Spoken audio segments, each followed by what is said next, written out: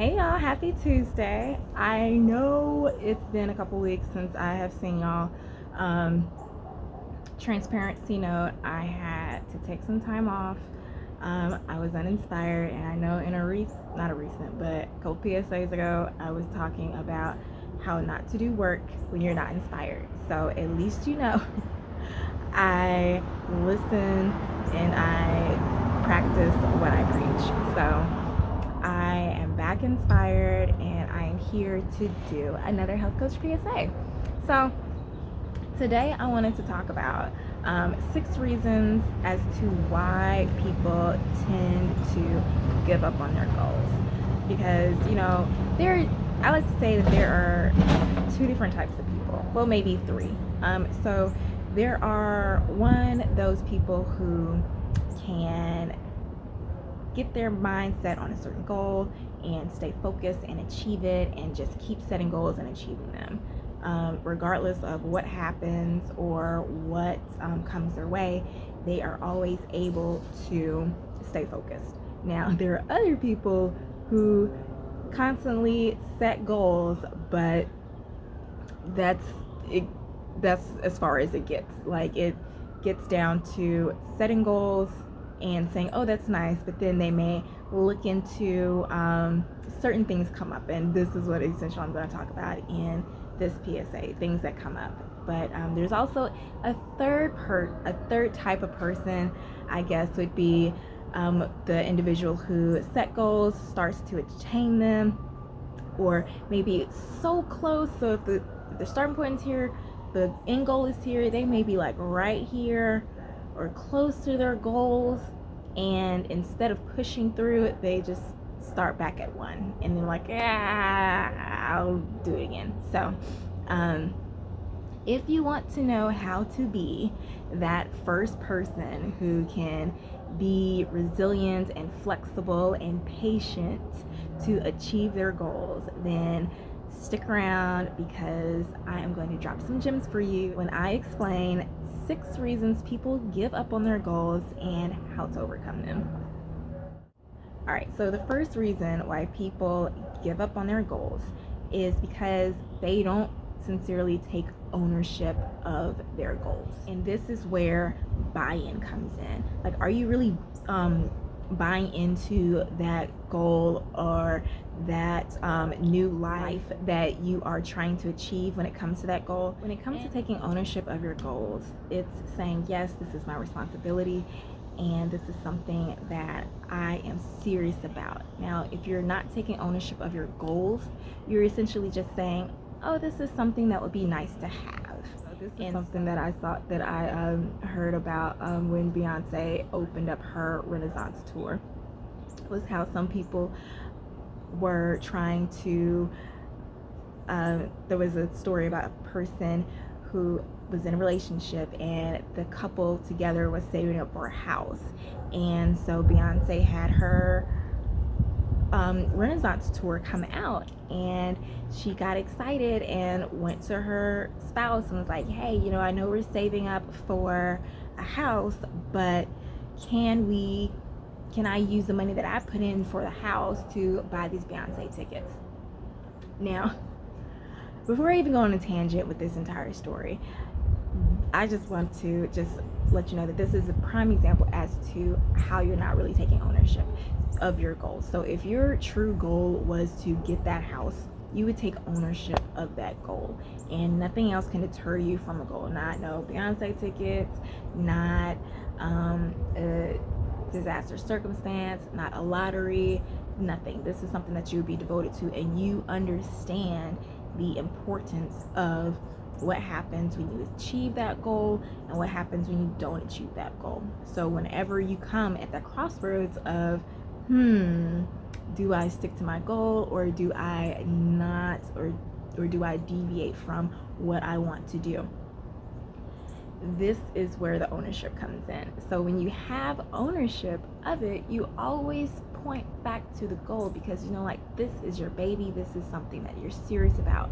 If you don't take ownership of your goal, then you're not really serious, and you're just going in the wind. And so you may see this happen, you may see in other parts of your life things what you want never really truly manifesting, and that's because you're not really taking ownership of the part you play in manifesting the things that you want.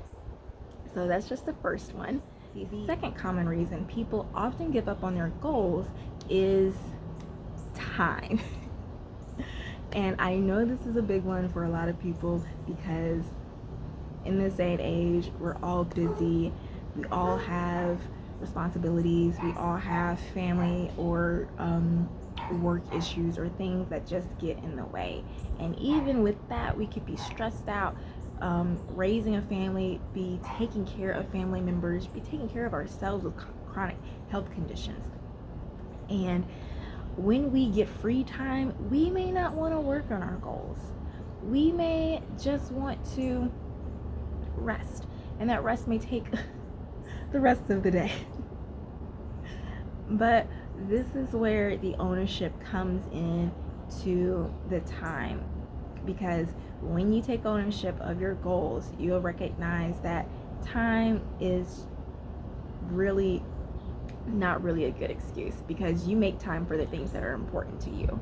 And so if it's really important for you to achieve this goal, whether it's a health, relationship, or life goal or career goal, you will learn how to make time. And this is where you schedule in, like scheduling time, like, okay, if you, so say you're wanting to achieve the goal of going back to school, and you have to take a test to get back into school. And so your excuse is like, well, I want to go back to school, but I don't have time to study for the test.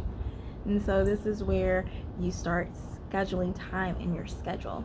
And if you look at your schedule and say, my schedule doesn't allow me to have time, this is where you go and fine tune your schedule and look and see what is stealing your time.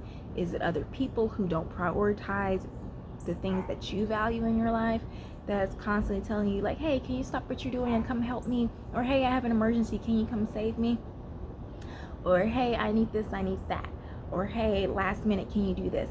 And this is where people pleasing can kind of keep you from achieving your goals, because you always put other people or other responsibilities above what it is that you want to do. And ultimately you become resentful because you're stuck in the same place and you're never achieving your goals. And so you're constantly unsatisfied regardless of how much work that you do. So if time is one of the reasons why you are unable to achieve your goals, then just work on time management, work on setting boundaries and sticking to them in order to achieve your goals and to overcome time being that deterrent. The third reason why people often give up on their goals is difficulty. Now, I don't know about you, but there have been a lot of times, and the example that I'm going to use is when I was in school. When I first got into college, my major was biology because I love science, if you can't tell. If you've been subscribed to my channel for a minute. But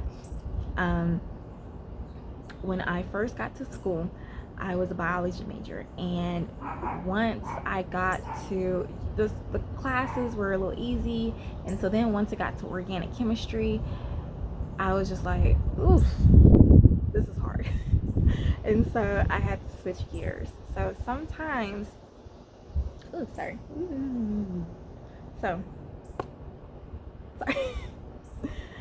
So sometimes the difficulty of the goal can keep you from achieving your goal, because sometimes, let's just be honest, sometimes we may have big dreams. Our eyes may be too big for our stomach. Sometimes we may follow people on social media who make it seem like achieving their goals is so much easier.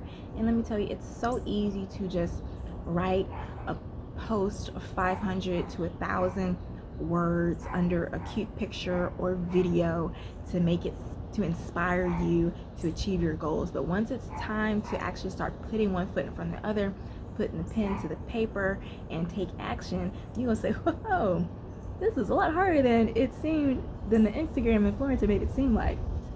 So when it comes and you find that it is more difficult than expected. This is where you break down your goal and you set it to obtain, and you make it more realistic and obtainable.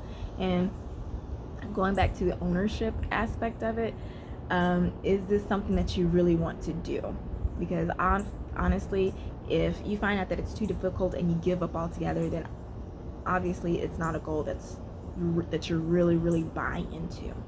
And if it's difficult because of a time constraint, then you really have to take in consideration, like, is this something that I can really pull off, or is there another way that I need to look into achieving my goals so that I can have time to focus on my priorities, my needs in the community or my family dynamic, my self-care, and then obtain my goals.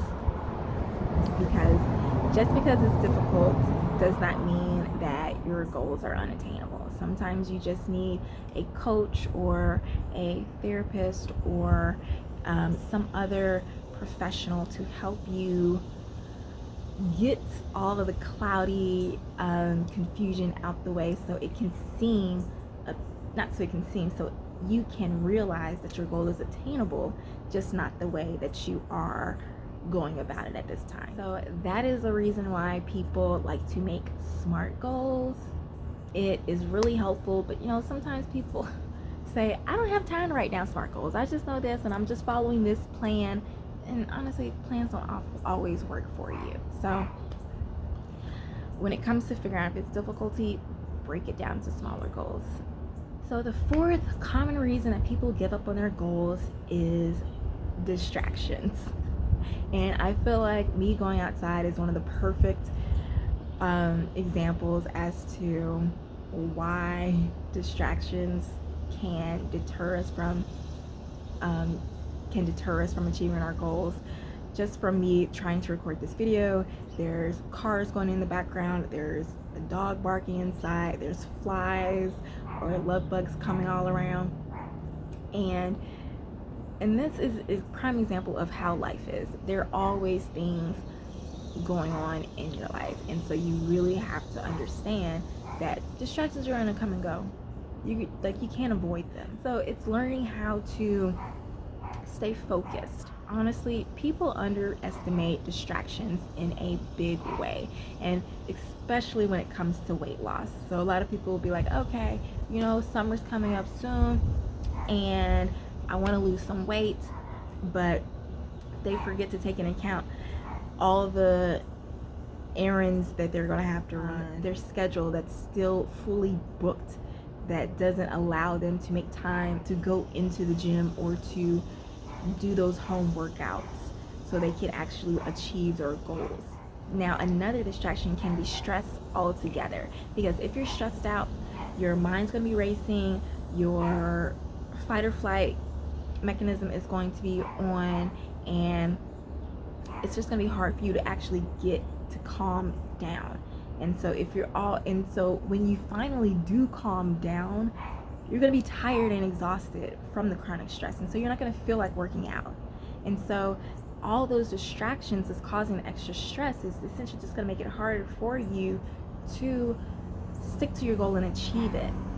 And a lot of people are just like, oh, I can just push through, but pushing through is just going to cause more stress and frustration and burnout in the end, which is just going to make it harder for you to achieve your wellness goals. And this is just wellness goals that I'm just talking about in, for example, this can apply in a lot of different other goals. There are a lot of different examples that you can use, so take it however it resonates. So if you find yourself getting distracted from your goals, don't get discouraged. What you need to do is call them out. Pinpoint those distractions and call them out.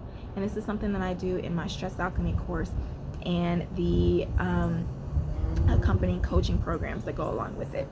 Because if you aren't aware of making boundaries to those distractions, then they're always going to keep coming up. And it's one of the components in building a FABS foundation to achieving your goals, is pinpointing those distractions and then creating a plan to overcome those distractions. So whenever a distraction comes up, so say your boss always likes to call you in last minute, and that's the time that you can really you can do your workouts. So one thing you can do is just set those boundaries, and if your job allows you to. Now I understand that it's your job, and so a lot of people like to think that, okay, it's my job, it's something that I have to do, and everything else comes last, because without my job I can't live, I can't do anything. And so they put too much stock into their job instead of saying that, hey, if I'm not well enough, if I don't feel well enough to do my job at the capacity that I can consistently, and exercise and self-care allows me to do that, then I can't perform well. So this is a reason why a lot of people can't stick to their self-care goals, because they don't understand the importance of self-care in helping them maintain their balance in life. So it's learning how to set those boundaries so those distractions can't keep you from obtaining your goals. Now, the fifth reason people often give up on their goals are rewards. And this is another thing that I talk about in my Stress Alchemy course. Okay, so another thing that I teach in my Stress Alchemy course is 5 things that are necessary for you to stick to behavior change. And one of those things is praise or rewards. And when you think of the fact that, first of all, change is going to be uncomfortable because we're set in our ways, we have habits, we like consistency, and psychologically that's just how humans are. We love order, and we like we like consistency. And so when things are consistent, when we have to change our routines to accommodate other things so we can elevate to a higher level in our life, health, life, or whatever, it's a little difficult, because it's like it's getting us out of our equilibrium. And so if you do not give yourself rewards or praise with little milestones, then it's going to be hard for you to stick with it. And when going back to exercise, for example, when it comes to exercise, you may hate exercise. You may hate going to the gym. You may hate getting sweaty. You may hate just the entire aspect of it. But if you give yourself a reward, that gives yourself positive reinforcement, and it makes you more inclined to continue doing those things. Because right now, well, not right now, because at the very moment when you have these negative feelings about doing something that you need to do, it's going to build negative reinforcement, and so it's going to make you not want to do it. And so this is why you praise yourself. And when you give yourself praise, you have to make sure that it's, one, not with food, because this is how bad eating habits come. We are not dogs. We don't reward ourselves with treats of food. If it's a long-term goal, then you have to set realistic rewards. So this can include if you eat a healthy meal the entire day. Well, if you eat healthy the entire day or the entire week, you reward yourself by going getting a pedicure, or going to massage, or going to the movies, or doing a happy dance. Even just giving yourself a pat on the back. Something as small as that sends those positive reinforcement receptors in your brain and say, hey, this is something that I like to do. Hey, something good comes out of me doing this little task. And so once you realize that it's a positive thing for you to make these changes, you won't find yourself being so resistant towards making those changes. And so then those habits that you keep slowing down to do, you'll do them quicker, and you'll always prioritize them more, because you're like, oh wait, I know that reward. It's like, oh, I know I need to do this because I can't give myself that happy at the end of the day or the end of the week, or I can't give myself this goal. I can't buy myself this bag or these shoes or this concert ticket or whatever until I reach this goal. So rewards plays a big part. Now, if you find yourself giving yourself rewards, rewarding yourself without even obtaining your goal, then you're just going to find, then that's a problem in itself, because you find yourself looking for satisfaction without necessarily obtaining anything. And so you're just finding yourself in a toxic cycle. Another thing when it comes to rewards is, so sometimes you may get discouraged because you're not seeing the outcome that you want to, and so you're not getting the reward that you want to, or that you're trying to achieve. And so that may be a reason in itself as to why you give up on your goals, because you're not seeing what you want to do. And so that's when you have to take ownership of, is the reward that I'm looking for aligned with the action that I'm taking? Is there another way to show me that I'm getting closer to my goals than what I'm expecting? When you start off heading towards a goal and you don't always get the rewards or the satisfaction that you're looking for, do not get discouraged. This is where analyzing comes into play. And a lot of people, they just don't analyze their progress, their actions, to see like, okay. And even when it comes to weight loss, a lot of people, they feel like, okay, I'm eating healthy, but they're not really eating healthy. They can be eating protein shakes, pre-made protein shakes, like a Boost shake, and if you read the labels of those, a lot of them are just nothing but sugar, water, and other different variants of sugar or artificial flavorings or something with vitamins added into it. And so if you know anything about nutrition, like, yes, it's added vitamins, but the extra sugar and preservatives and other things added into those protein shakes, it's just going to cause inflammation, and it's not really going to give you the results that you're looking for. So a lot of people may be making changes in their wellness goals and not achieving them because they're not doing it, they're not taking the right action. And so sometimes not seeing rewards will let you know whether or not you are taking the right action or not. And so in order to overcome this, one of the things that I do and I help my clients with is show them how to analyze their goals and take inventory of whether their actions and the progress, whether their actions is in line with their end goals, and to decide whether or not change needs to be made on the actions that they're taking. Now, the sixth common reason people give up on their goals is maintenance. So I'm just going to go back to diets, because this is one thing that is really easy to use as an example, because a lot of people, they can go on a diet and, like, intermittent fasting. Prime example, a lot of people, they get on intermittent fasting and they see results and they're like, oh my gosh, I feel better, this is great, I love it. But when it comes to sustainability, not so much. And it gets to the point to where maintaining the habits or the routine is so difficult. It's like, I can't do this. And so what do people do if they're on restrictive diets or they're intermittent fasting? They cut it off, or they have a relapse. They eat whatever they want to. They don't stay consistent, and then they get back into the old habits of eating whatever they want to and doing whatever they want to.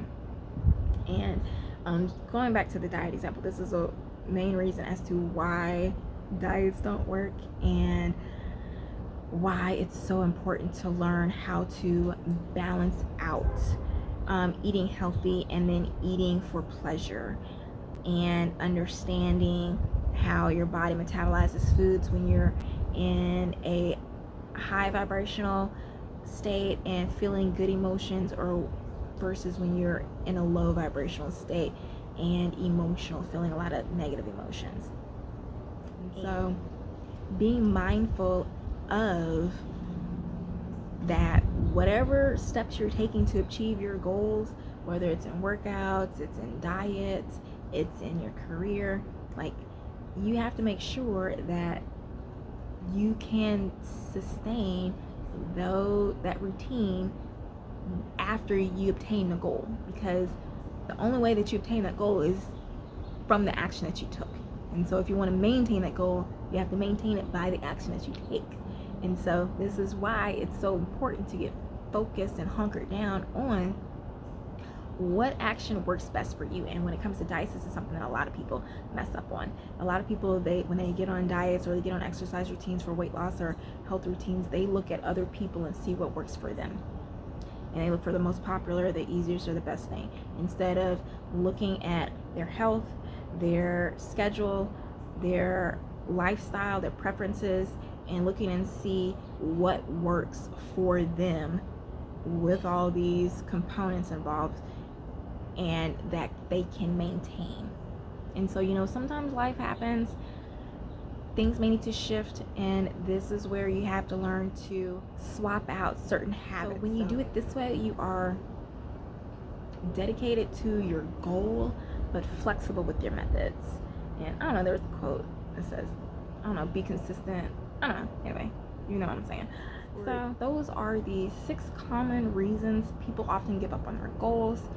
And if any of those resonate with you and you have trouble sticking to your goals so you can achieve the life of your dreams and a body that you love, then feel free to go to thestewproject.com. We have plenty of free resources, blogs, as well as services to help you obtain any goal. And I hope this helps, and I'll talk to you later.